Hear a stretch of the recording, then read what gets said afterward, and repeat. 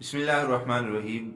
ایک مختصر سا عمل ہے۔ اکثر لوگوں کو سر میں درد ہوتا ہے، اور بعض دفعہ ایسا ہوتا ہے کہ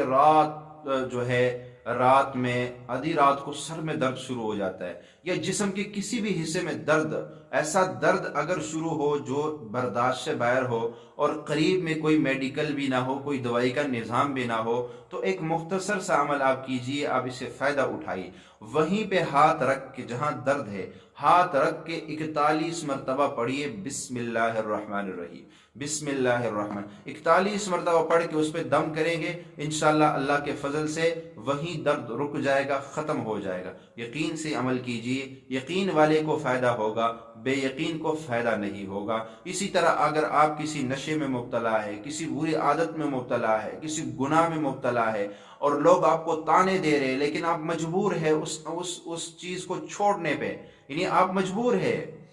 تو آپ کو پھر میں ایک عمل بتاتا ہوں۔ اگر آپ کو کوئی بھی نشہ لگا ہوا ہے، بد نظری کا نشہ ہے، گانے سننے کا نشہ ہے، کسی ایسے کھیل میں مست ہو چکے ہیں جسے آپ چھٹکارا چاہتے ہیں لیکن